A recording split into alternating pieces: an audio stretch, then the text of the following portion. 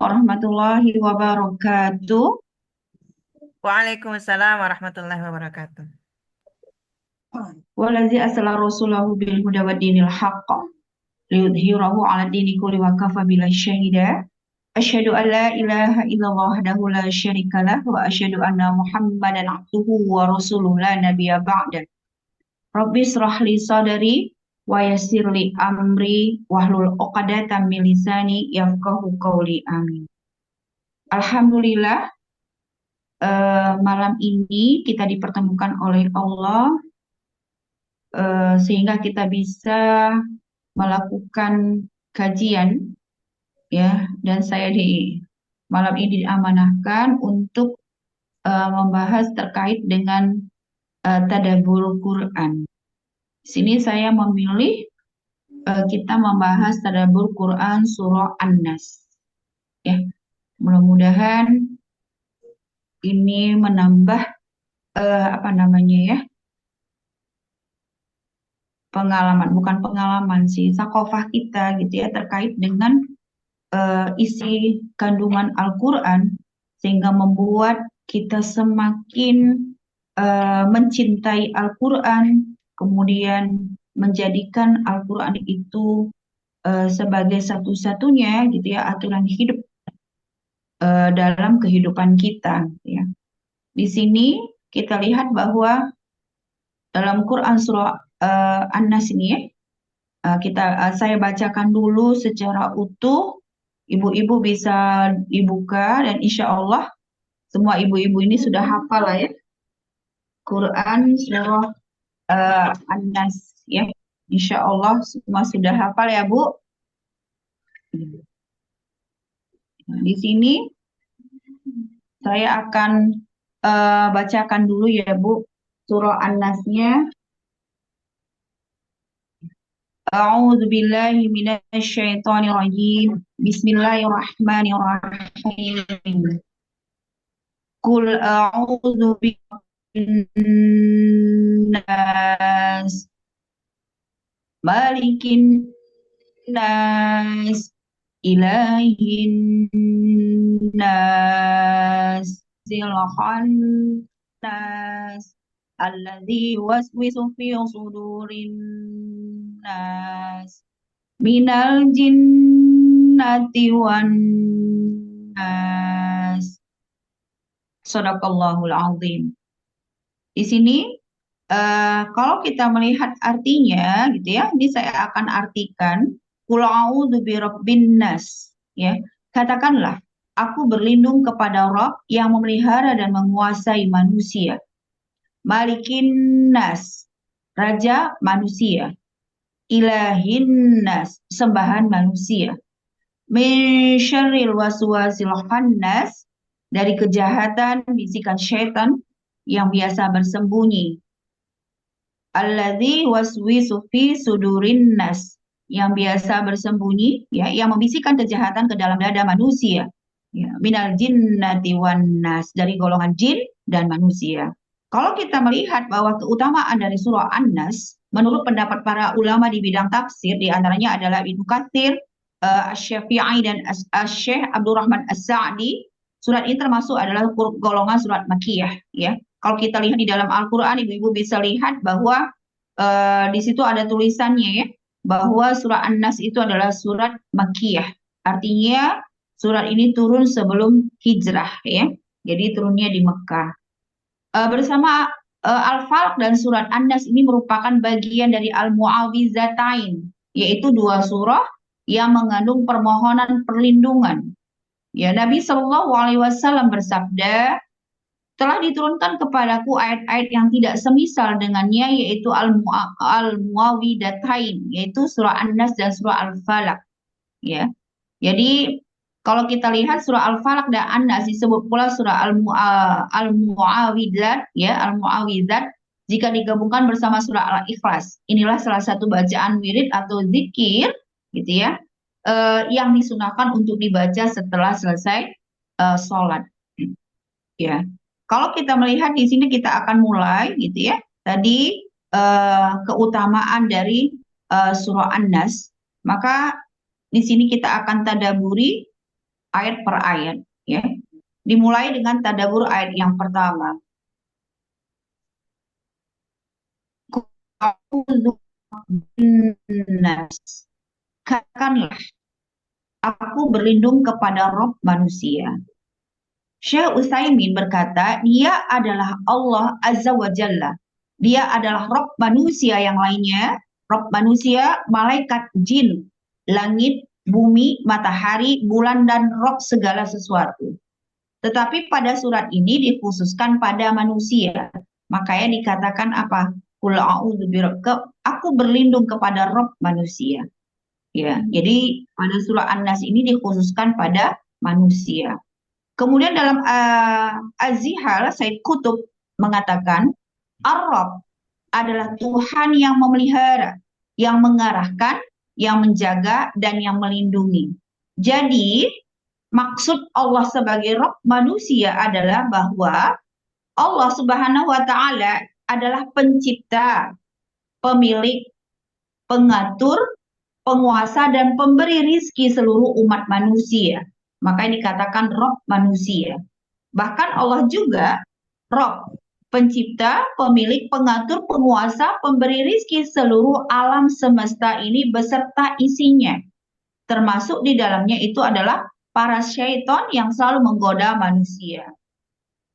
Mengakui Allah sebagai Rob, yaitu pencipta, pemilik, perawat, pemberi rizki yang menurunkan hujan, yang menghidupkan, yang mematikan, yang memberi sakit, yang menyembuhkan adalah bentuk dari tauhid rububiyah. Ya. Jadi orang yang meyakini bahwa selain Allah seperti jin, para wali-wali Allah yang sudah meninggal dalam kuburan-kuburan mereka, para dukun bisa memberikan manfaat dan mudarat, bisa mengabulkan permohonan berupa harta, jodoh atau anak, maka dia telah mensyirikkan Allah dalam rububiyahnya, gitu ya. Itu tadabbur ayat yang pertama yang dikatakan Rabb manusia, ya. Kemudian kita masuk kepada tadabbur ayat yang kedua. Malikin nas. Allah adalah raja manusia. Ya. Malikin nas yaitu raja yang mempunyai kekuasaan yang tertinggi terhadap manusia. Kekuasaannya sangat sempurna. Dialah Allah Azza wa Jalla. Al-Malik, ya, dari kata Malik. Al-Malik itu kan salah satu Asmaul Husna, ya, adalah Tuhan yang berkuasa, yang menentukan keputusan, yang mengambil tindakan. Ya. Pengakuan terhadap Allah Ta'ala sebagai Raja manusia yang sebenarnya dan penguasa manusia yang sebenarnya mengandung konsekuensi bagi mereka untuk selalu tunduk dan menyerahkan hak, menentukan halal dan haram hanya kepadanya. Jadi jika manusia itu menyelisihi hal ini dengan menyerahkan hak, menetapkan keputusan halal haram kepada manusia, ya, tanpa merujuk dan menyesuaikannya dengan ketentuan Allah Ta'ala, berarti ia telah melakukan perbuatan syirik. Ya. Jadi di sini Allah Ta'ala berfirman di dalam surah At-Taubah ayat 31. Ya. A'udzu billahi minasyaitonir rajim. Bismillahirrahmanirrahim. Ittakhadhu ahbarahum wa ruhbanahum ya arbabam min dunillahi wal masiha ibn maryam wa ma umiru illa liya'budu ilahan wahidan ya wahidan la ilaha illahu subhanahu amma yusyrikun. Mereka menjadikan orang-orang alimnya dan rahib-rahib mereka sebagai Tuhan selain Allah. Dan juga mereka mempertuhankan Al-Masih putra Maryam. Padahal mereka hanya disuruh menyembah Tuhan yang Maha Esa. Tidak ada Tuhan yang berhak disembah selain Dia. Maha suci Allah dari apa yang mereka persekutukan. Ya, jadi salah seorang sahabat bernama Adi bin Hatim ketika mendengar ayat ini, beliau berkata kepada Rasulullah, "Wahai Rasulullah, sebenarnya mereka tidak menyembah para pendeta tersebut." Maka Rasulullah bersabda, "Betul, tetapi bukankah mereka orang-orang alim dan para rohib itu telah menetapkan haram terhadap sesuatu yang halal dan menghalalkan sesuatu yang haram. Kemudian mereka pengikutnya mengikutinya. Demikian itulah penyembahan kepada mereka. Hadis riwayat Ahmad, Tirmidzi dan Ibnu Jarir. Ayat ini pun menjelaskan bahwa sebenarnya manusia itu bukanlah penguasa, tetapi mereka hanyalah pemegang amanat kekuasaan yang diberikan Allah Ta'ala kepada mereka. Ya, Allah Subhanahu wa Ta'ala berfirman di dalam Quran surah Ali Imran ayat 26. Bismillahirrahmanirrahim. Qulillahumma malikal mulki tu'til mulka man tasya'u wa tanzi'ul mulka mimman tasya' wa tu'izzu man tasya'u wa tudhillu man tasya'u biyadikal khair innaka ala kulli syai'in qadir. Katakanlah, wahai Tuhan yang mempunyai kerajaan, Engkau berikan kerajaan kepada orang yang Engkau kehendaki, dan Engkau cabut kerajaan dari orang yang Engkau kehendaki. Engkau muliakan orang yang Engkau kehendaki, dan Engkau hinakan orang yang Engkau kehendaki. Di tangan Engkaulah segala kebajikan, sesungguhnya Engkau maha kuasa atas segala sesuatu. Quran Surah Ali Imran ayat 26. Ya. Jadi oleh karena itu seseorang tidak boleh menyebut dirinya raja di raja. Ya, dalam hadis Abu Hurairah disebutkan bahwasanya Rasulullah Shallallahu Alaihi Wasallam bersabda, ya, Inna uhda asmin indallah azza wa jalla rajulun tasamma malikal amlaki. Sesungguhnya serendah-rendah nama di sisi Allah adalah orang yang menamakan dirinya raja di raja. Hadis riwayat Bukhari dan Muslim. Ya, itu tadabbur ayat kedua, ya, terkait bahwa raja manusia. Ya. Kemudian yang ketiga, ya, tadabbur ayat yang ketiga, ilahin nas. Ya, yang kedua tadi kan malikin nas, ya. Ini ilahin nas, tadi kan rajanya manusia. Jadi rajanya manusia itu adalah Allah. Jadi manusia tidak boleh memposisikan dirinya sebagai Tuhan seperti Firaun, ya. Nah, kemudian ilahin nas, Allah adalah sesembahan manusia. Ilahin nas adalah Tuhan dan sembahan mereka.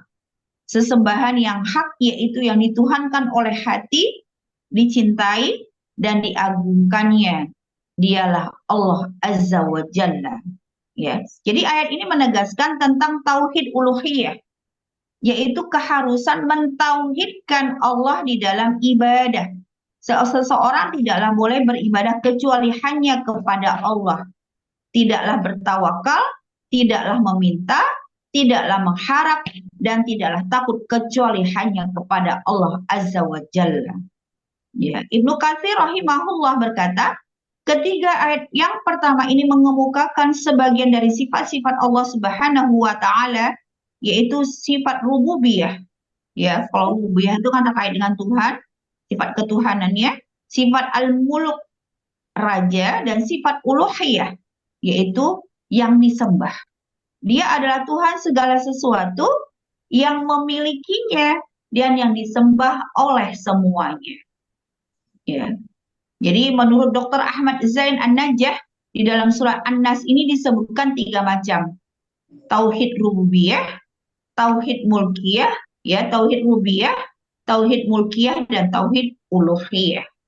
Perbedaan mendasar antara tauhid rububiyah dan tauhid uluhiyah, bahwa tauhid rububiyah adalah mentauhidkan Allah di dalam perbuatannya, Allah sebagai subjek. Sedangkan tauhid uluhiyah adalah mentauhidkan Allah di dalam ibadah, Allah sebagai objek.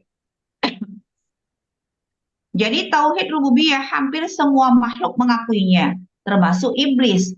Sedangkan tauhid uluhiyah hanya orang muslim saja yang mengakuinya. Itu bedanya, ya, Bu. Jadi antara tauhid rububiyah dengan tauhid uluhiyah. Kalau rububiyah ya sebagai ya ketuhanannya gitu, ya, bahwa Allah itu adalah Tuhan. Jadi semua mengakuinya. Tetapi terkait Allah itu disembah, yaitu hanya muslim saja yang mengakuinya. Kemudian kita masuk ke tadabbur ayat yang keempat. Min syarril waswasil khannas. Dari kejahatan bisikan syaitan yang biasa bersembunyi. Melalui ayat ini, Allah Azza wa Jalla mengingatkan manusia agar selalu waspada terhadap godaan syaitan. Karena dia selalu menyertai gerak-gerik manusia. Rasulullah Shallallahu Alaihi Wasallam bersabda, "Ma minkum min ahadin illa wa qad wa kulla bihi qarinuhu minal jinni qalu wa iyyaka ya Rasulullah qala wa iya ya illa annallaha a'annani alaihi fa aslama fala ya'muruni illa bi khair." Riwahul Muslim. Ya. Tidak seorang pun di antara kalian kecuali bersamanya ada korinnya dari jin. Para sahabat bertanya, "Engkau juga ya Rasulullah?" Jawab Rasulullah, "Termasuk saya. Tetapi Allah telah menolong saya di atasnya, maka saya selamat. Sehingga ia tidak menyuruhku kecuali kepada yang baik." Hadis riwayat Muslim. Syekh Utsaimin mengatakan bahwa al-waswas atau al-waswasah maksudnya apa yang terlintas dalam hati berupa pikiran, sangkaan, khayalan yang tidak ada kebenarannya. Sedangkan al-khannas ialah yang memperdayakan, mengganggu, yang pergi dan Bun, cabutan dulu. ya. Dan datang, yang pergi dan datang ketika seseorang berzikir kepada Allah Azza wa Jalla, dia adalah syaitan. Ya. Nah, jadi al-khannas itu yang memperdaya. Yang memperdaya siapa ya kan? Yang memperdaya, yang mengganggu, yang pergi dan datang ketika seseorang berzikir kepada Allah Azza wa Jalla, dialah syaitan. Sa'id ibnu Jubair telah meriwayatkan dari Ibnu Abbas sehubungan dengan makna firman-Nya al-khannas, syaitan yang biasa bersembunyi, bahwa syaitan bercokol di atas hati anak Adam. Maka apabila ia lupa dan lalai kepada Allah, syaitan menggodanya. Dan apabila ia ingat kepada Allah, maka syaitan itu bersembunyi. Hal yang sama telah dikatakan oleh Mujahid dan Qatadah.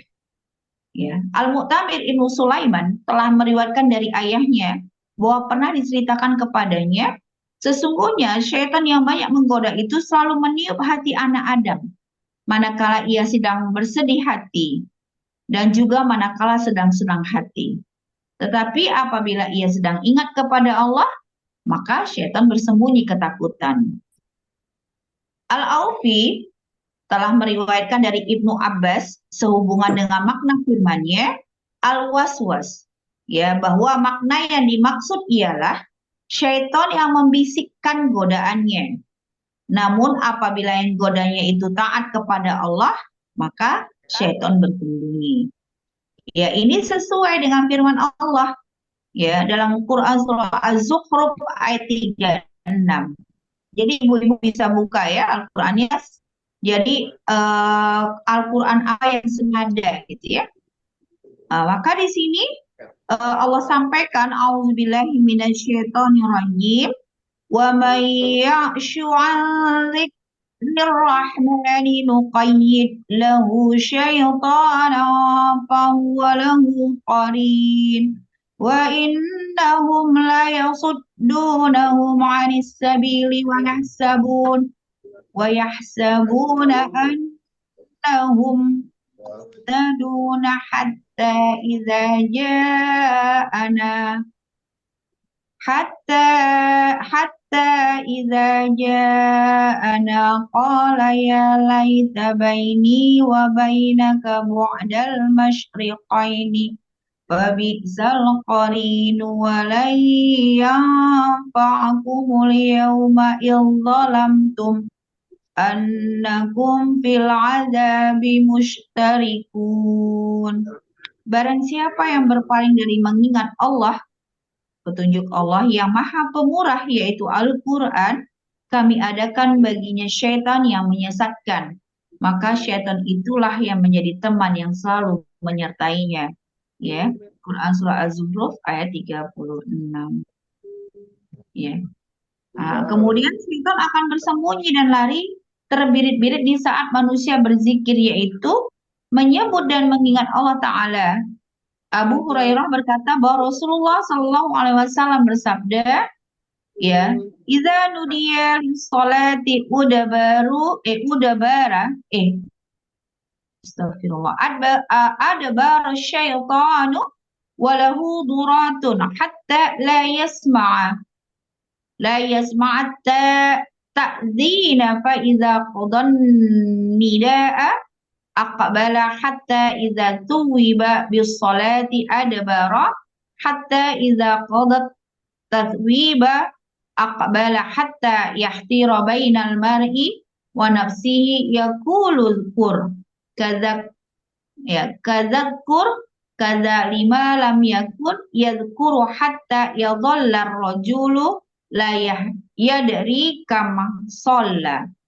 Jika panggilan sholat azan dikumandangkan, ya, maka syaitan akan lari sambil mengeluarkan kentut hingga ia tidak mendengar suara azan.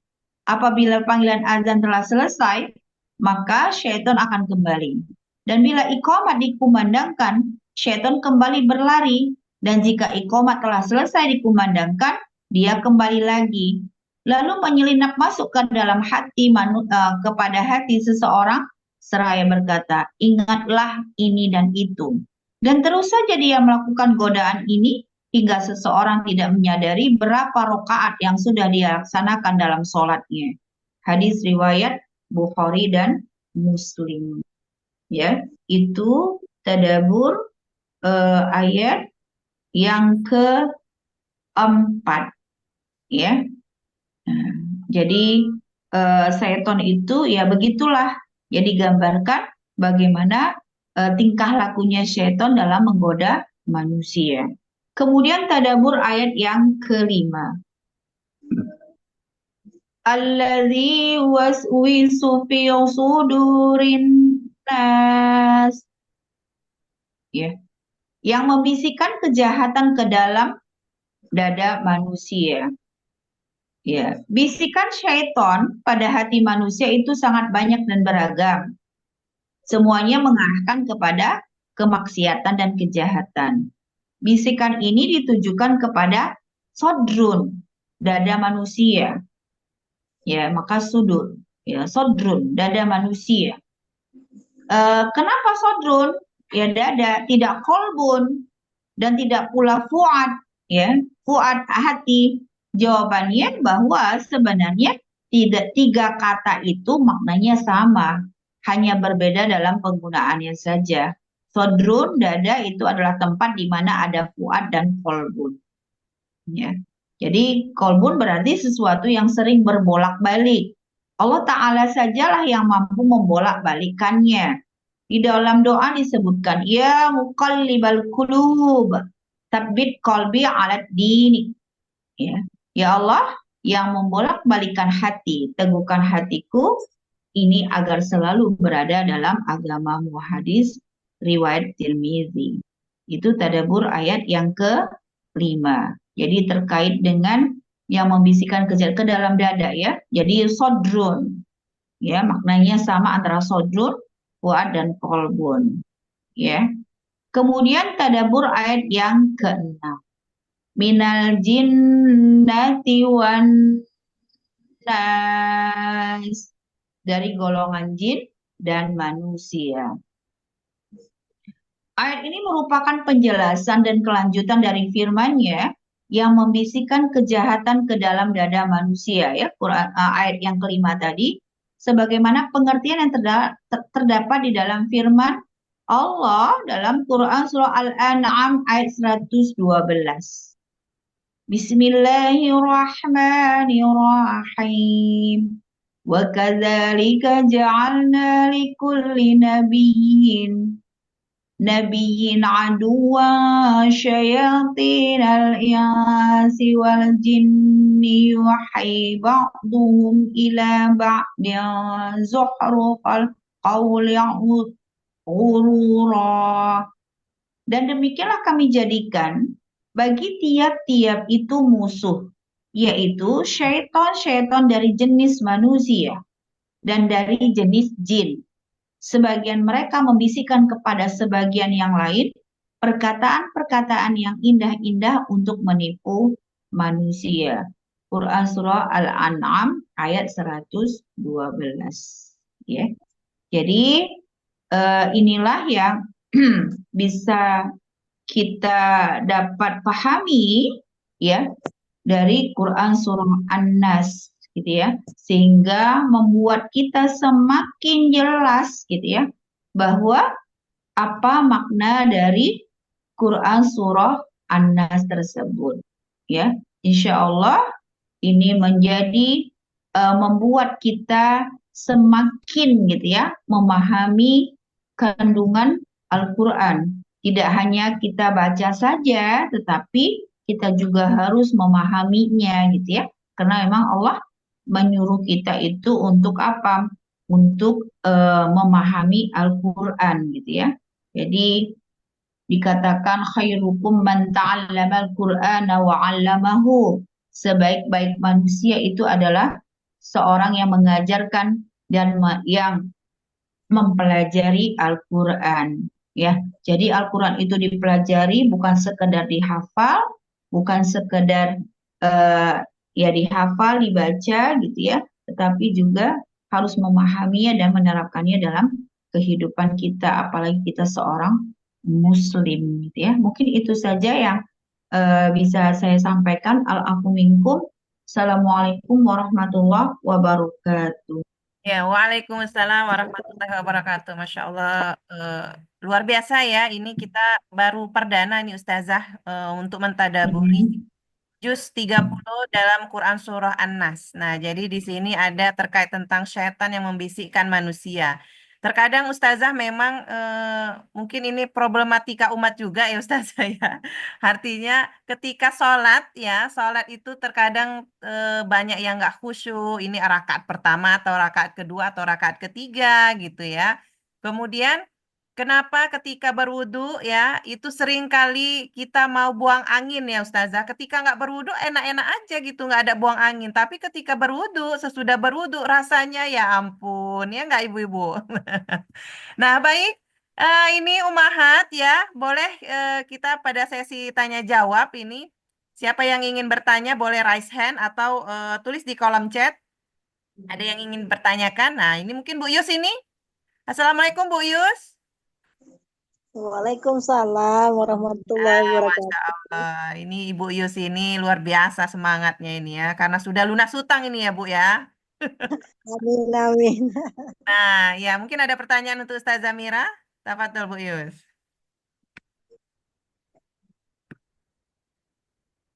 Ya Bu Yus, ada pertanyaan? Ya Umi, Ya ada pertanyaan Ibu sama Ustazah? cukup dulu Mi sementara ini. Saya kira ada pertanyaan tadi ya. Ya mungkin ada yang lain ibu-ibu bagaimana mungkin untuk khusyuk terhadap sholat kita agar tidak terlupa ya. Atau Bu Lia ingin bertanya kepada Ustazah terkait tadabbur Quran kita. Banyak Bu yang ingin dipertanyakan dalam Quran Surah An-Nas ini ya. Nah ini ada Mbak Harum ya. Mungkin Ustazah izin bertanya. Oh ya tafadhol ya silakan Mbak Harum. Begini Ustazah, ketika kita sholat gitu kan, kan kita membacakan surah-surah ayat pendek gitu kan Ustazah, dan makrozul hurufnya tuh masih kadang ada yang lupa, dan ayat-ayatnya pun kadang panjang pendeknya pun bermasalah. Apakah itu diterima oleh Allah gitu Ustazah? Karena memang kan harus benar ya gitu Ustazah. Ketika belajar tahsin tuh makrozul hurufnya tuh harus jelas dan tepat gitu. Ketika kita misalnya baca surah ayat pendek gitu kan kadang-kadang istilahnya panjang pendeknya itu kan belum hafal gitu, masih salah, apakah diterima gitu Ustazah? Gimana Ustazah? Itu dulu Ustazah. Gimana Ustazah? Apa mau digabungkan dengan yang lain? Nah, ini terkait makhorijul huruf ketika Ya dalam ini melafazkan ayat suci Al-Quran. Ini ada Bu Yesi, mungkin ada pertanyaan Bu Yesi, biar sekalian dirangkum. Oh, sepertinya tidak ada ini, senyum-senyum beliau. Oke, silakan Ustazah. terima kasih. Tadi ada pertanyaan dari Bu Arum ya. Tadi kan terkait dengan makharijul huruf, ya betul ya. Jadi memang pada saat kita membaca Al-Quran gitu ya, itu bukan hanya sekedar kita bisa membaca saja gitu ya, tetapi kita harus paham betul makharijul hurufnya, sifatul hurufnya gitu ya. Kemudian kita juga paham tajwidnya, kemudian kita juga lebih baiknya lebih baik itu kita paham artinya kan gitu ya. Jadi pada saat kita membaca Al-Quran gitu ya, maka itu harus diperhatikan hak dari huruf-huruf tersebut gitu ya.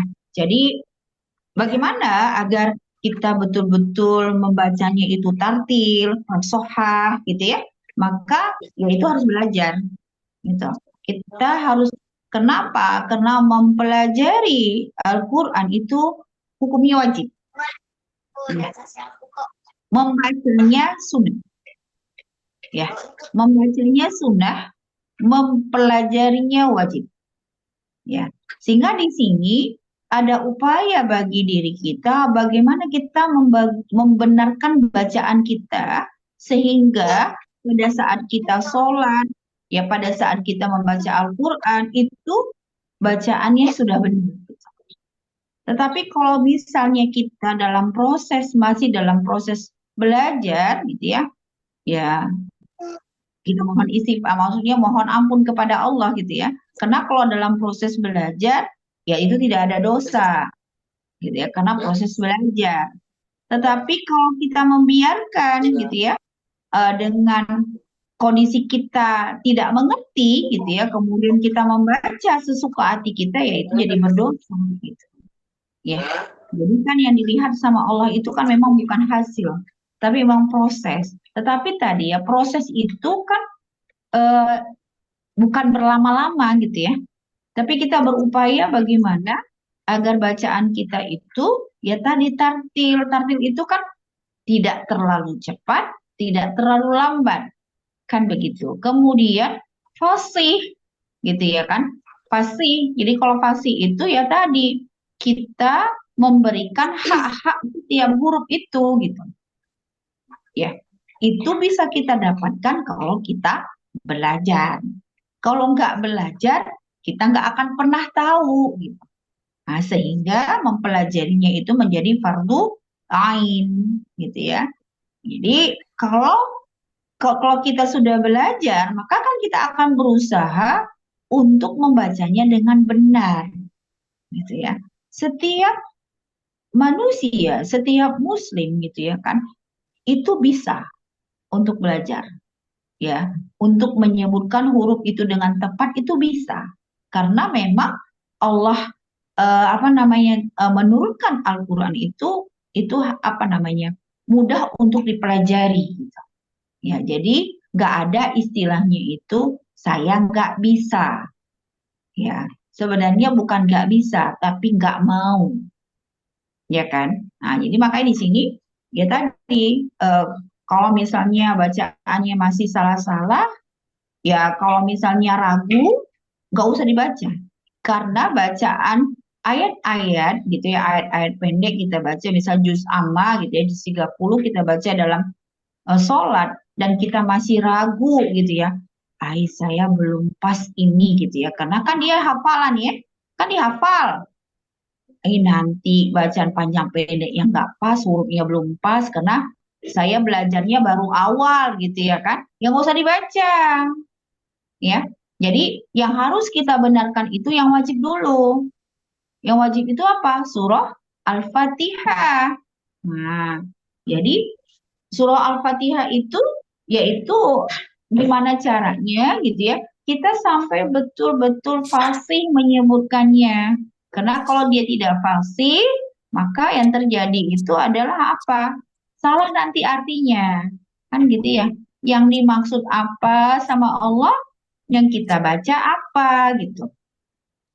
Makanya di sisi lain karena Al-Quran itu dalam bahasa Arab dan bahasa penghuni surga itu adalah bahasa Arab, maka bahasa Arab itu wajib dipelajari karena seorang muslim identiknya dengan bahasa Arab. Nah, gitu. Dengan kita mempelajari, kita belajar tahsin, kita belajar bahasa Arab, itu klop gitu. Ya, sehingga kita akhirnya mengerti apa maksud dari ayat tersebut yang kita baca gitu.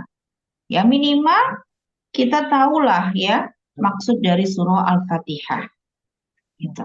Ya, untuk awalnya kita pada saat sholat kita paham ya, kita betul bacaan surah Al-Fatihahnya, kemudian kita paham kandungannya gitu ya, apa maksud dari surah Al-Fatihah tersebut. Mungkin itu saja.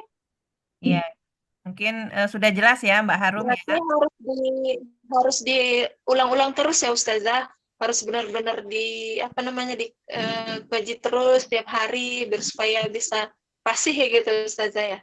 Iya, dan itu harus berguru ya, gak bisa tidak Iya. gitu.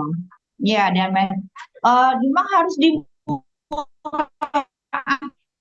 dan itu gini, kalau kita ingin mengtes bacaan itu, tolong didengarkan sama orang yang lebih fasih bacaannya gitu ya. Nah, sehingga kita itu ya setiap hari itu memang harus dijadwalkan gitu. Misalnya begini, pada subuh saya 15 menit atau 10 menit itu saya jadwalkan pada subuh harus baca Quran. Ya, dan itu dijadwalkan, jangan kapan sempat ya Bu. Jadi dijadwalkan 10 menit saya harus baca Al-Quran. Jadi artinya kita tidak mengerjakan apapun selain baca Quran dulu sampai tuntas. Misalnya kalau 10 menit kita baca dapat berapa halaman misalnya. 1 halaman atau 2 halaman. Plus artinya.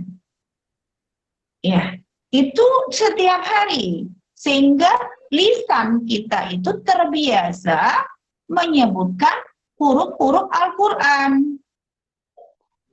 Ya, jadi dibiasakanlah diri kita itu berinteraksi dengan Al-Quran.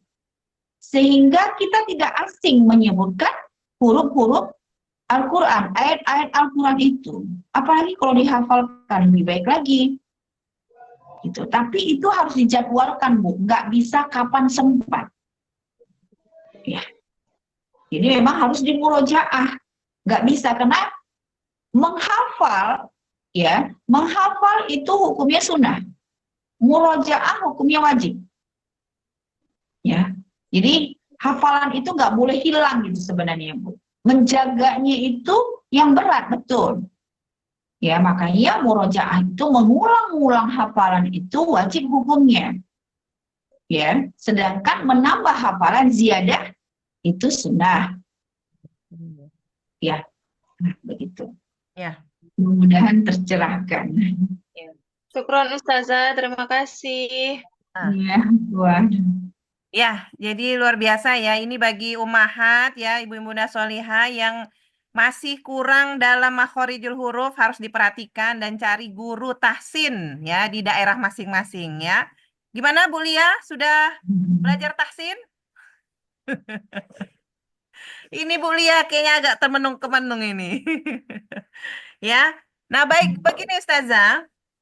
Ketika kita sakratul maut gitu ya, saya sering melihat orang sakratul maut, pernah saya melihat gitu ya Ustazah, itu katanya itu Ustazah, syaitan itu di situ makin luar biasa menggoda ya, menggoda calon jenazah tadi ya, untuk ingkar kepada Allah dan Rasulnya. Nah, itu bagaimana Ustazah ketika nanti persiapan untuk sakratul maut. Nah, agar lisan kita ini dimudahkan untuk mengkalamkan tauhid. Nah, kalam tauhid itu tadi Ustazah. Nah, gimana? Mungkin ada apa amalan-amalan atau apa saja kebiasaan kita gitu agar lisan kita ini dimudahkan. Nah, mungkin seperti itu Ustazah. Iya. Mungkin begini ya, kan tidaklah dikatakan gitu ya kan, kita itu dikatakan orang siapa namanya orang mukmin ya, orang yang beriman, kalau sebelum Allah itu menguji gitu ya kan, artinya begini, eh jangan mengaku-ngaku dirinya beriman kalau belum gitu ya, kita itu menjadikan diri kita itu apa ya, menjadikan Allah itu sebagai satu-satunya gitu ya, yang kita sembah, yang kita taati.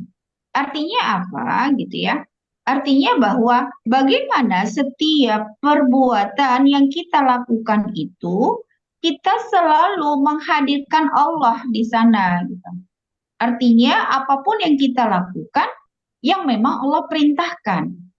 Sehingga aktivitas kita, umur yang kita habiskan, kemudian apapun yang kita lakukan di dunia ini, ya semata-mata karena Allah yang memerintahkan. Maka, ya gitu ya, akan memudahkan kita pada saat di akhir hidup. Kenapa? Karena aktivitas yang kita lakukan itu adalah kebaikan. Ya, jadi memang untuk menentukan seseorang itu baik atau tidak memang di akhir hayat, di akhir kehidupannya. Artinya kan tergantung kepada aktivitas apa yang dia lakukan selama di dunia. Apakah dia melakukan aktivitas gitu ya, perbuatan yang memang Allah perintahkan atau kemaksiatan. Ya, kalau kebaikan, dia selalu menebarkan kebaikan, kemudian lisan-lisannya itu adalah lisan kebaikan gitu ya, maka di akhir hayatnya nanti ya pasti akan dengan sendirinya, itu nggak bisa dibuat-buat, Bu. Gitu ya. Pada saat kita itu menginginkan husnul khotimah, ya itu memang apa ya, tergantung perbuatan yang kita lakukan selama di dunia. Ya, nggak bisa ujuk-ujuk gitu loh. Ya, serta merta itu nggak bisa gitu. Ya, tetapi tergantung ya apa yang sering kita lisankan gitu. Ya, yang kita sebutkan, yang kita lafalkan gitu ya, yang kita bicarakan itu sesuatu yang baik gitu ya, perkataan yang baik atau buruk. Itu akan berpengaruh kepada akhir hidup kita gitu.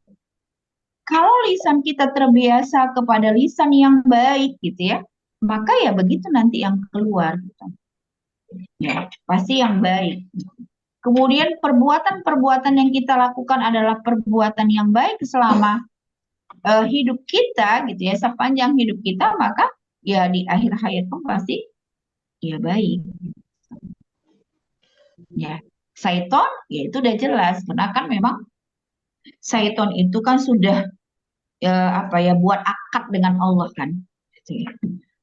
Ya, orang paling solid itu kan iblis sebenarnya, tetapi ya tadi karena kesombongannya tidak mau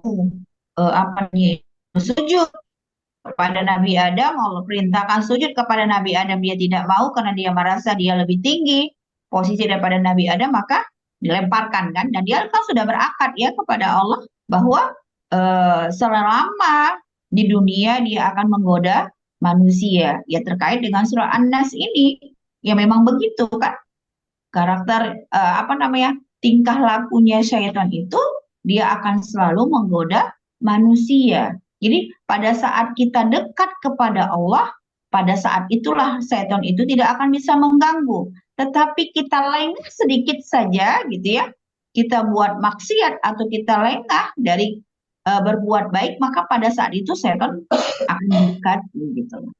Nah, makanya kan kadang suasana keimanan kita itu naik turun kan, gitu. Apalagi kita hidup dalam sistem kehidupan yang tidak diatur dengan Islam. Suasana keimanan itu sulit gitu.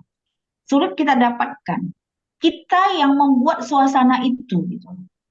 Jadi kalau kita sendiri saja jauh dari Allah, bagaimana kita akan bisa mensuasanakan diri kita dengan suasana keimanan?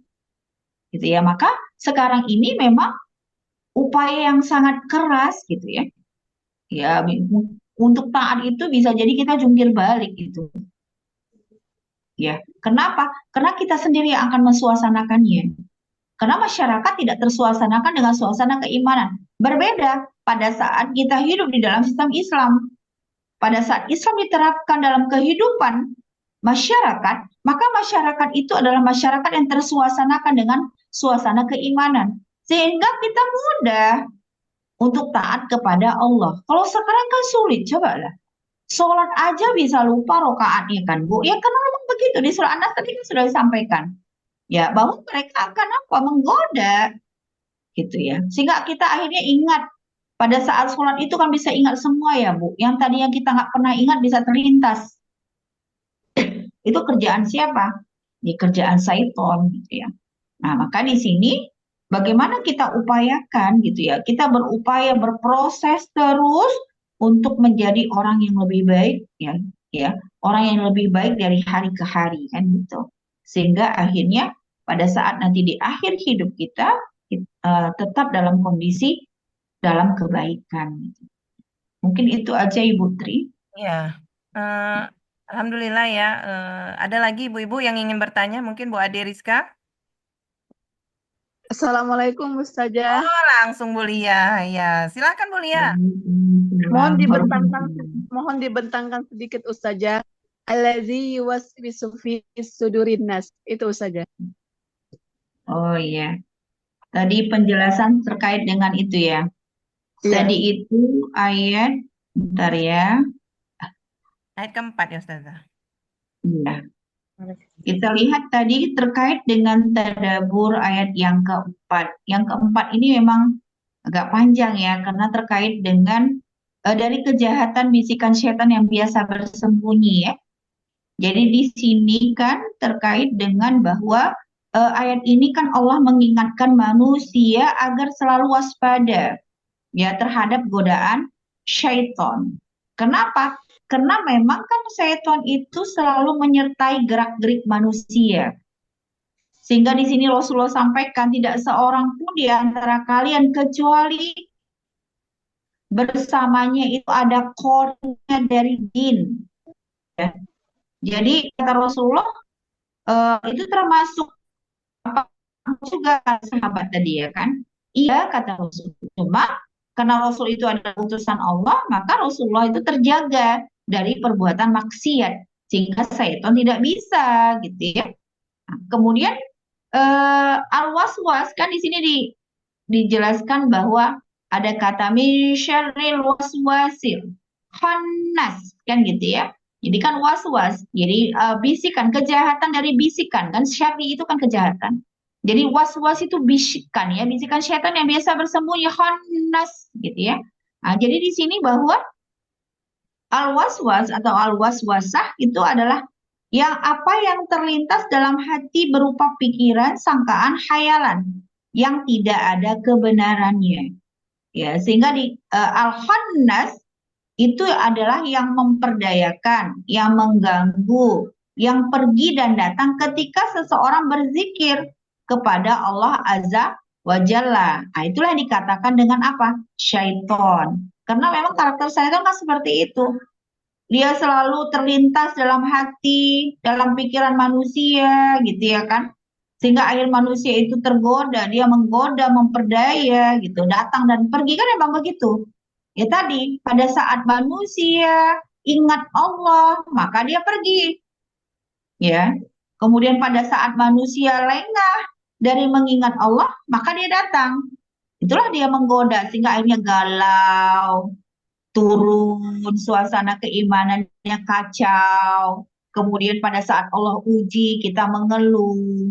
Kemudian pada saat kita suudzon kepada Allah, kok saya aja sih nggak siap-siap ujian ini ya, gitu. Nah, itu kan bagian dari itu tadi godaan syaitan, gitu ya. Nah, jadi bahwa di sini gitu ya, setan tadi dikatakan bahwa al-khannas gitu ya, setan yang biasa bersembunyi itu dia memang selalu bercokol dalam hati anak Adam.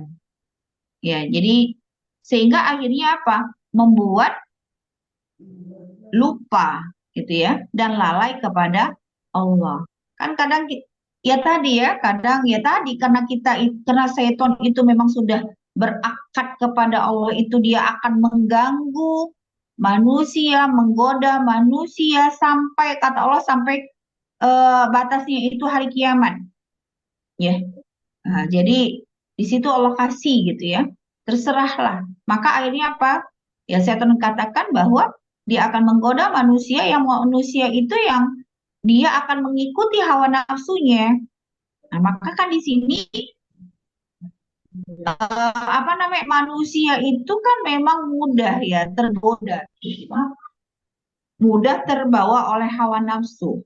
Makanya kenapa kita gitu ya selalu hadir dalam majelis-majelis ilmu, kemudian berteman dengan orang-orang solih agar tadi terjaga gitu ya keimanan kita, suasana keimanan kita itu terjaga sehingga akhirnya kita terhindar dari hal-hal yang tadi yang membuat suasana keimanan kita itu menjadi rusak, membuat kita jauh dari Allah dan Rasul-Nya gitu. Ya. Nah, itu terkait dengan tadi ya bisikan. Jadi makanya di sini kan dikatakan bahwa syaitan itu dia akan tersembunyi dan lari terbirit-birit pada saat apa manusia berzikir, menyebut dan mengingat Allah. Nah, kan gitu ya. Nah, jadi ini menunjukkan bahwa ya tadi terkait dengan hadis tadi kan ada saya sampaikan bahwa jika panggilan sholat atau azan dikumandangkan, maka syaitan itu tuh akan lari, gitu ya, sambil mengeluarkan kentut, gitu ya, saking dia takutnya, gitu ya. Tetapi tadi setelah selesai datang lagi. Makanya kenapa kita dalam sholat, gitu ya, kok bisa ya dalam sholat itu tergoda ya? Itu tadi, ya, bisa kita akhirnya menghayal, gitu, bukan khusyuk, bisa kemana-mana, terbang kemana-mana pikiran kita, gitu. Makanya kan pada saat sholat, ya tadi bacaan kita memahami betul isi bacaan, kemudian membacanya dengan tartil, dengan fasih, itu kan membuat kita menjadi tidak kemana-mana kan gitu. Ya, membuat kita menjadi menghayal itu kan karena kita nggak memahami isinya sholat itu ya sekedar sholat gitu loh. Ya, itulah yang membuat kita akhirnya kadang ya tadi berapa rakaat ya? Aduh, ini gimana ya? Akhirnya memang ada rukhsah ya dari Allah gitu ya kan bahwa kalau kita terlupa maka kita sujud syahwi. Ya. Mungkin itu aja, Bu. Ini saya sampaikan. Alhamdulillah ya, Bu Lia, gimana sudah jelas ya? Syukran Ustazah, syukran. Karena saya selalu mendengar surah An-Nas ini selalu jadikan orang juga wasilah untuk meruqyah gitu. Jadi kalau udah Ustazah bentangkan seperti ini, saya sedikit paham. Berarti di situ memang ada obat di situ. Iya, Bu. Karena kan terkait dengan ya godaan syaitan tadi ya. Iya, Ustazah. Ya. Terima kasih Ustazah, syukran jazakallahu khair Ustazah. Iya, wa iyyakum, Bu. Alhamdulillah ya. Ya baik, tapi Ustazah terkait tentang ayat yang terakhir jin dan manusia itu tadi ya Ustazah ya. Artinya jin. Artinya jin ini kan ada kaumnya juga ya Ustazah ya. Arti saya pernah dengar juga ada jin yang baik, ada jin yang buruk gitu. Nah, kemudian ada manusia yang diberikan apa namanya istilahnya Ustazah? Keistimewaan untuk melihat hal-hal yang gaib. Nah, ya. Bisa melihat makhluk-makhluk jin-jin ini tadi, Ustazah. Nah, itu apa artinya Ustazah? Jin ini juga sama seperti manusia gitu, Ustazah. Nah, mungkin bisa sedikit dijelaskan terkait tentang kaum jin ini ya. Jadi kan sebenarnya kan dalam Al-Quran juga kan ada surah jin ya. Ya kalau kita lihat di surah Al-Dariyat ya, Surah Az-Zariyat ayat 56, Allah sampaikan di sana Bismillahirrahmanirrahim. Wa ma khalaqtul jinna wal insa illa liya'budun. Ya, tidak akan aku ciptakan jin dan manusia kecuali untuk beribadah kepadaku. Artinya apa? Allah itu memang menciptakan jin dan manusia itu untuk beribadah. Jadi nanti di yaumul hisab, jin juga dihisab. Ya, karena memang Allah ciptakan jin dan manusia itu untuk beribadah. Artinya cuma bedanya dunianya beda. Ya, jin itu ghaib. Manusia tidak tidak diizinkan oleh Allah untuk bergaul dengan jin. Ya, jin itu ada muslim, ada kafir, iya. Tapi sekalipun jin itu muslim, ya, tetap kita tidak boleh bergaul dengan jin. Kemudian tadi seperti Ibu Tri katakan bahwa ada orang yang bisa lihat jin. Sebenarnya orang yang bisa melihat jin karena di matanya ada jin. Karena manusia itu tidak Allah berikan gitu ya untuk dia bisa melihat jin gitu ya. Tidak boleh bergaul dengan jin karena dunianya berbeda. Gitu. Jadi kalau ada dibilang indera keenam gitu ya, orang tuh kok bisa lihat jin ya? Karena memang di matanya ada jin. Makanya dia bisa melihat jin. Karena secara fitrah manusia itu kita nggak bisa melihat yang gaib, tapi kita mengimani yang gaib, gitu ya.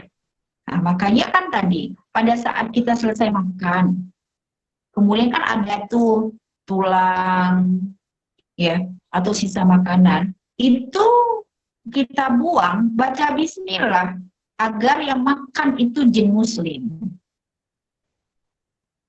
Ya, karena memang ada jin muslim, ada jin kafir memang iya. Karena memang Allah ciptakan manusia dan jin itu dia untuk beribadah kepada Allah. Jadi mereka beribadah, kita juga beribadah. Jadi ya cuma kita sebagai manusia tidak Allah izinkan untuk kita bergaul dengan jin. Makanya kalau ada manusia apa-apa jin, kenapa dia ya enggak kok bisa ya di apa namanya itu dilempar dengan diinikan dengan kaca, pisau kok enggak ini ya karena emang di tubuhnya ada jin. Jin itu menggunakan tubuhnya, gitu. Ya, kenapa ada orang kesurupan ya tadi? Karena ya dia bergaul dengan jin. Jin mudah masuk ke dirinya karena apa? Karena dia tidak mengingat Allah. Kenapa orang itu gampang kali masuk jin gitu ya kan? Karena memang dia itu kosong pikirannya, sehingga mudah jin untuk masuk. Gitu, ya, jadi makanya kenapa kita itu pada saat tidur membaca 3 surah terakhir ya, Al-Ikhlas, Al-Falaq dan An-Nas, gitu ya. Kemudian kita bersihkan, kan begitu ya. Rasulullah mencontohkan tempat tidur itu dibersihkan, kemudian dibacakan 3 ayat itu, 3 qul itu, agar apa? Agar jin tidak tidur bersama kita. Gitu. Kemudian di kamar mandi, kenapa kita baca doa? Ya kan? Agar apa? Agar jin tidak melihat kita pada saat mandi. Ustazah, mau tanya juga Ustazah, yang soal lagi yang tadi viral belum, itu Ustazah. Iya, Belum ya yang Ustazah. satu maksudnya. Iya. Sabar ya, Umahat ya. Ini tentang jin juga ini kayaknya. Iya, jadi kan tadi gitu ya. Jadi makanya kan di mana-mana di rumah, karena kan gini ya, jin itu kan gaib ya. Di rumah kita pada saat kita tinggalkan sebentar saja, jin itu sudah ada di dalam rumah. Makanya kan pada saat kita masuk rumah, ucapkan salam agar jinnya keluar dari rumah kita. Karena jin itu ada nama-namanya ya. Cuma saya nggak hafal nama jin itu banyak gitu loh. Ya, dalam majelis ilmu saja nih, kita dalam majelis ilmu, kenapa ada orang ngantuk?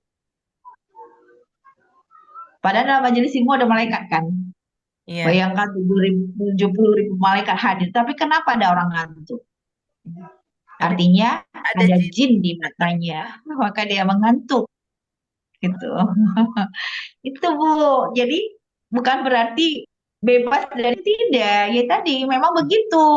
Ya, memang begitu kerja jin gitu loh. Jadi makanya kan pada saat kita di rumah pun ya tadi bagaimana kita suasanakan rumah itu dengan ya tadi baca Al-Qur'an ini biar apa? Biar jin itu tidak bergaul dengan kita gitu. Tidak dia itu tidak nyaman di rumah kita. Kemudian tadi misalnya Ibu ya, gudang. Jin itu kan senang yang jorok-jorok, Bu. Senang yang kotor, senang Lembab. yang ada tumpukan-tumpukan pakaian. Kemudian jin itu senang yang tempat lembab-lembab. Jadi apa namanya? Pastikan rumah kita itu bersih. Pastikan rumah kita itu tidak lembab. Pastikan rumah kita itu kalau misalnya ada ruangan atau gudang, jangan dibiarkan gudang itu kotor, lembab, dan gelap. Tapi ya. Jadi kan kalau misalnya ada gudang tempat penyimpanan barang-barang itu, coba sekali berapa kali dalam seminggu, 2 kali atau sekali itu dibuka, dibersihkan, cahaya biar masuk kan gitu Bu. Jangan jadi sarang jin di sana. Jin tuh senang tempat yang seperti itu Bu. Ya, orang rumah sebentar ya kita tinggalkan jin udah masuk kok gitu. Ya. Jadi memang ya begitulah jin itu gitu ya. Jadi makanya di sini eh, ya kita berlindung kan gitu ya, berlindung dari perbuatan jahatnya jin gitu ya.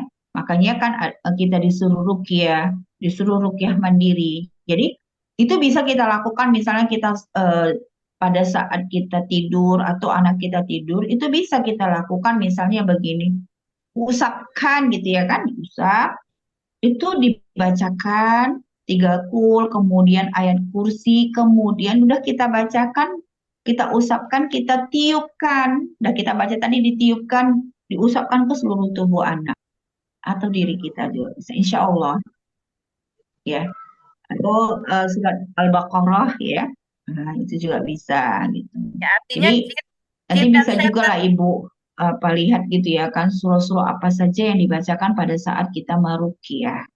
Jadi Jadi bisa nih, kita meruqyah diri kita sendiri agar eh, jin itu tidak mudah gitu ya menggoda kita gitu ya. Tidak ikut bersama kita karena memang banyak gitu ya. Saya gini pernah bercerita gitu ya sama ibu-ibu, seorang ibu gitu ya.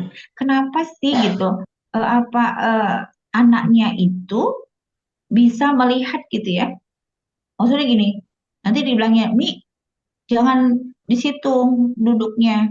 Dia mau lewat, siapa yang lewat gitu ya kan? Rupanya setelah saya telusuri, rupanya dia ada jin di dalam tubuhnya. Dari mana? Dari kakeknya. Karena memang ada jin nasab. Ya Bu, jin nasab itu artinya apa?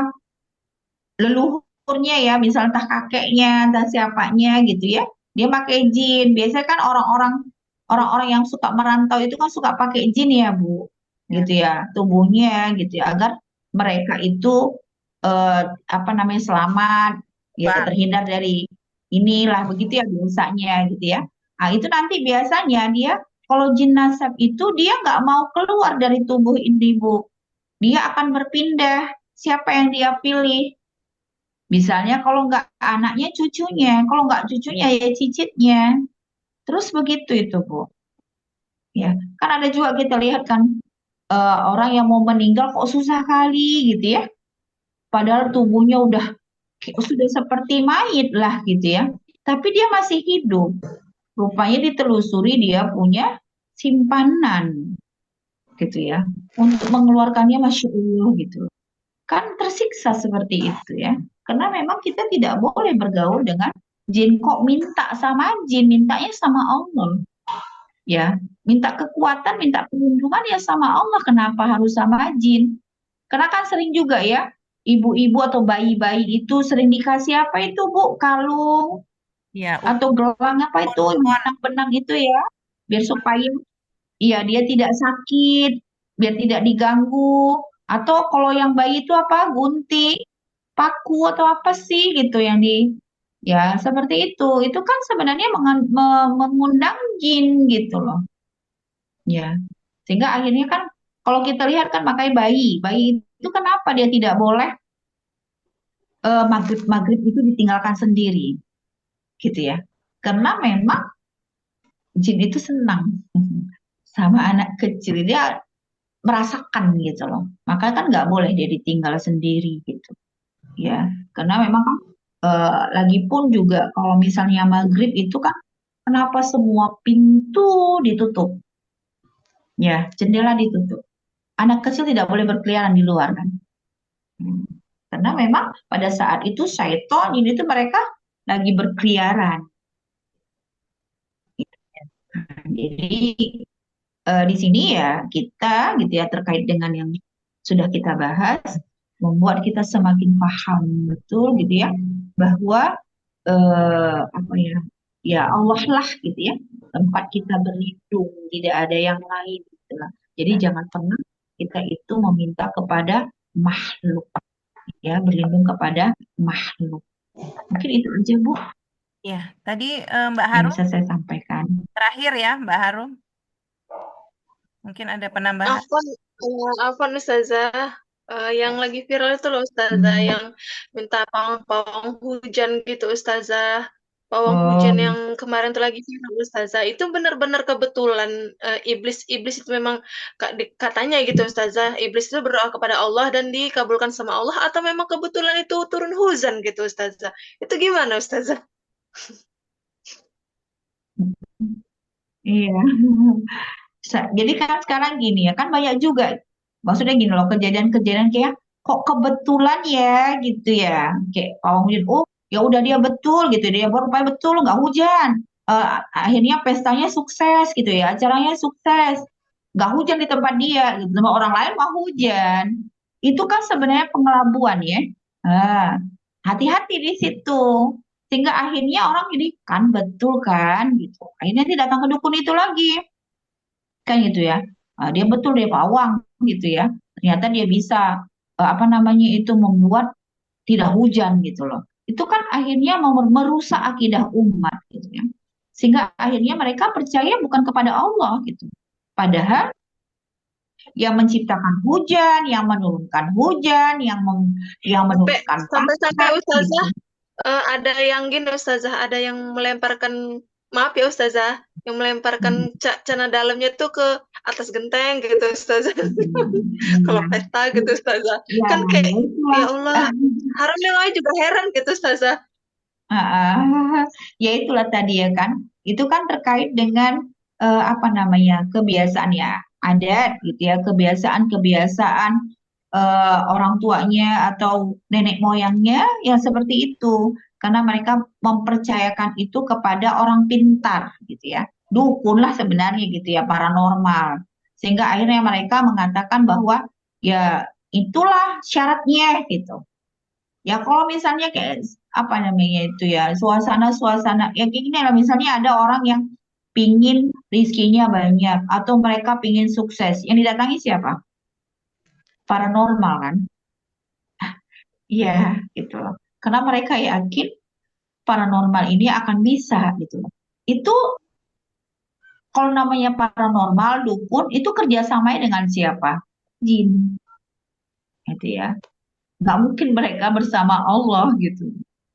Ya makanya di sini akhirnya inilah yang akan jatuh kepada syirik, gitu ya. Nah, kalau sudah syirik itu kan dosa yang tak terampuni gitu. Allah itu kan nggak mau diduakan. Kalau kita memahami surat Al-Ikhlas, ya, Qul huwallahu ahad, katakanlah bahwa Allah itu ahad.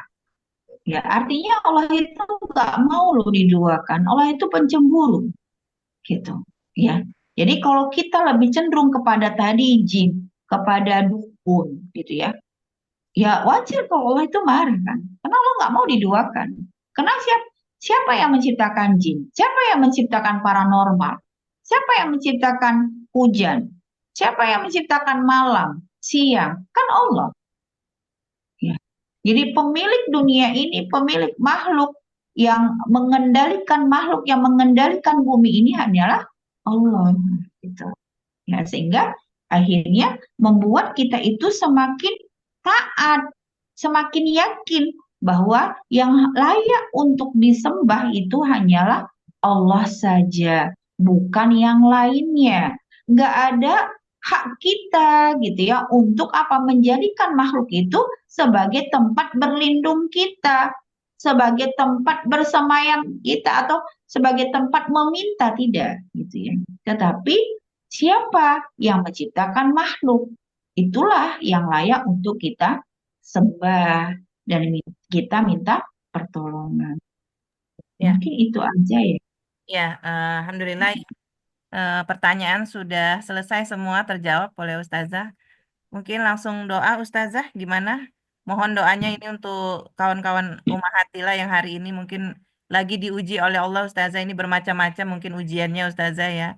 Mungkin bisa kita hajatkan dalam majelis ilmu ini. Silakan Ustazah.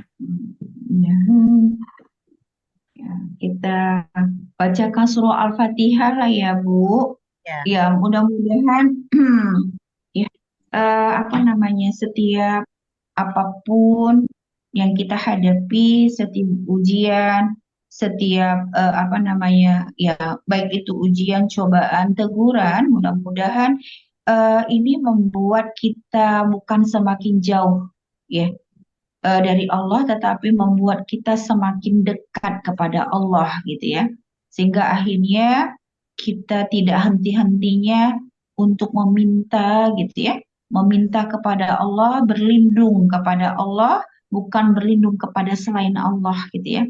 Jadi menjadikan diri kita itu semakin taat gitu ya, selalu takorup gitu ya, mendekatkan diri kepada Allah. Sehingga akhirnya membuat kita itu apa ya eh, akan terjaga dari kemaksiatan. Mungkin ya kepada kita semuanya gitu ya, kepada ummahat semuanya yang memang lagi apa namanya ditimpa musibah, lagi mengalami cobaan yang berat, mudah-mudahan Allah beri jalan keluar gitu ya, dimudahkan dan dilancarkan semuanya. Kita bacakan surah Al-Fatihah bersama-sama. Al-Fatihah. A'udzu billahi minasy rajim. Bismillahirrahmanirrahim. Alhamdulillahi rabbil alamin. Ar-Rahmanir-Rahim. Maliki yaumiddin. Iyyaka na'budu wa iyyaka nasta'in. Ihdinas siratal mustaqim. Siratal ladzina an'amta 'alaihim ghairil maghdubi 'alaihim waladdallin. Amin. Astaghfirullahaladzim. Astaghfirullahaladzim. Astaghfirullahaladzim. Ya Allah, kami mohon kepadamu ya Allah, lindungilah kami, keluarga kami, suami kami, saudara-saudara semuslim yang sedang ditimpa musibah, yang sedang mengalami kegalauan, yang sedang turun suasana keimanannya. Semoga kami dalam lindungan-Mu ya Allah. Ya Rahman ya Rahim, kami mohon kepadamu, semoga kami tetap dalam ketaatan kepadamu. Jauhkan kami dari hal-hal yang buruk, jagalah kami agar tetap dalam ketaatan kepadamu ya Allah. Ya Razak, ya Rahman ya Rahim, senantiasa kami ada di dalam rahmat-Mu. Jagalah kami ya Allah, luaskan rizki kami, berikanlah kami kesehatan, sehingga kami bisa menebarkan kebaikan dan kami tetap di dalam ketaatan kepadamu. Kami mohon ampun ya Allah, ampunilah dosa-dosa kami yang lalu, dosa hari ini dan dosa yang akan datang, sehingga kami tetap menjadi hamba-Mu yang layak memasuki surga-Mu ya Allah. Amin. Rabbana zalamna anfusana wa ilam taghfir lana wa tarhamna lanakunanna minal khasirin. Rabbana atina fid dunya hasanah wa fil akhirati hasanah wa qina adzabannar. Walhamdulillahi rabbil alamin. Al'afu minkum. Assalamualaikum warahmatullahi wabarakatuh. Waalaikumsalam Waalaikumsalam warahmatullahi warahmatullahi wabarakatuh. Wabarakatuh. Jazakallah khair, Syukran Ustazah. jazakumullah Wa khairan kasiran iyyakum. kepada Ustazah dan kepada ibu-ibu semua. Ya, insya Allah Ahad depan, ya Jumat depan lagi kita dengan Ustazah yang berbeda lagi. Istiqomah kita ya Bu dalam kajian kita setiap pekannya ya. Syukran Allah. jazakillah ya Ustazah sekali lagi kepada Ustazah Mira. Sehat-sehat Ustazah ya. Semoga ilmu yang hari ini, malam hari ini disampaikan menjadi amal jariah buat Ustazah dan berkah untuk kami Ustazah. Jangan bosan-bosan ya Ustazah Amin. ya. Amin. Ya, baik kajian kita sudah berakhir. Mari kita mengucapkan istighfar 3 kali dan doa kafaratul majelis dan hamdalah. Astagfirullahalazim, astagfirullahalazim, astagfirullahalazim. Subhanakallahumma wa bihamdika, asyhadu an la ilaha illa anta, astaghfiruka wa atubu ilaik. Walhamdulillahirabbil alamin. Kami dari panitia mengucapkan mohon maaf kalau ada kata-kata yang kurang berkenan dan saya mohon ampun kepada Allah Subhanahu wa taala. Saya akhiri. Assalamualaikum warahmatullahi wabarakatuh. Waalaikumsalam warahmatullahi wabarakatuh. Syukran Terima kasih Ustazah.